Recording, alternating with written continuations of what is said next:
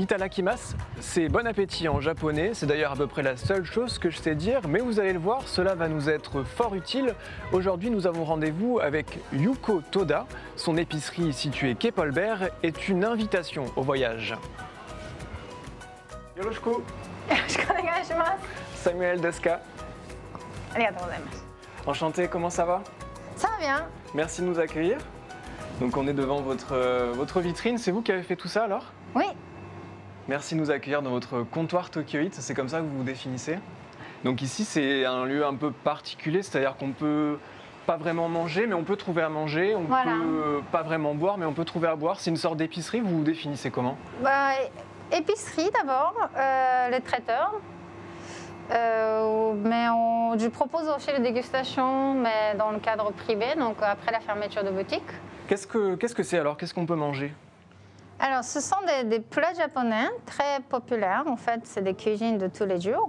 En fait, l'idée, c'est que vous prenez des choses et puis vous allez partir avec chez vous, vous réchauffez chez vous et puis vous pouvez reconstituer une assiette. Donc, par exemple, le filoché de bœuf, je prends ça avec de la tapenade. Bon, tapenade, en tout cas chez nous, on va prendre ça plutôt pour l'apéritif.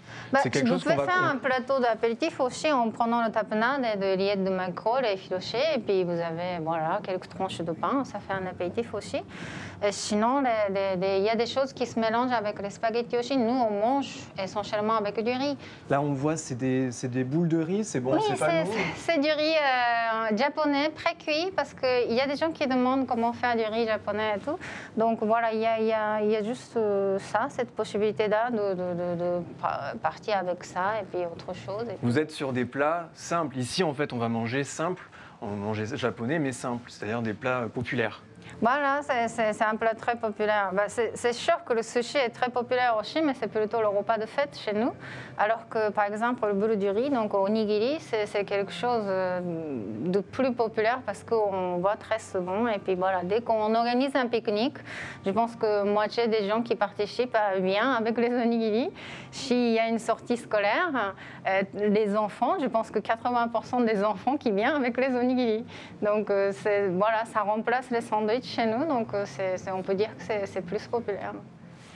Un lieu, c'est évidemment la personne qui le tient, c'est la personne qui le crée, donc c'est vous, et ici on est dans un lieu un peu culturel, ou en tout cas un peu artistique, peut-être plus que culturel, et tout ça, ça vient de votre parcours. Si on avance vers là-bas, on voit que vous avez une plume, vous avez une façon de faire les choses parce que vous avez fait des écoles de dessin.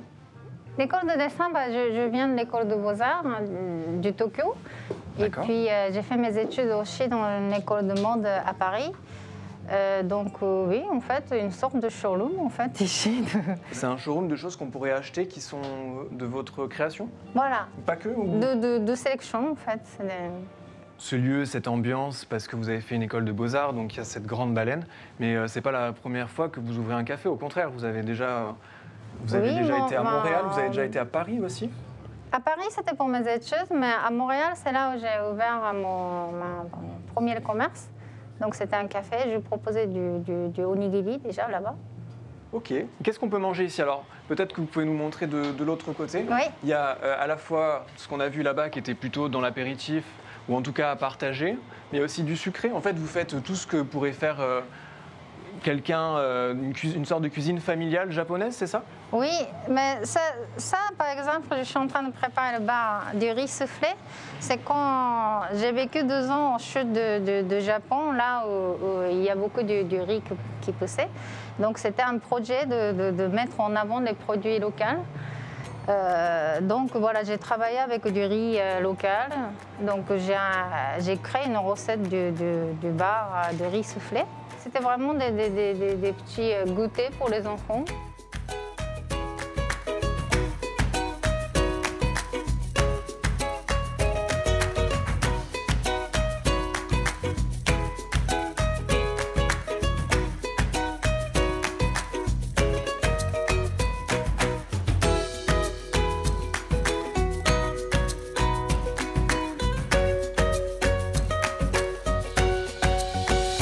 Sayonara.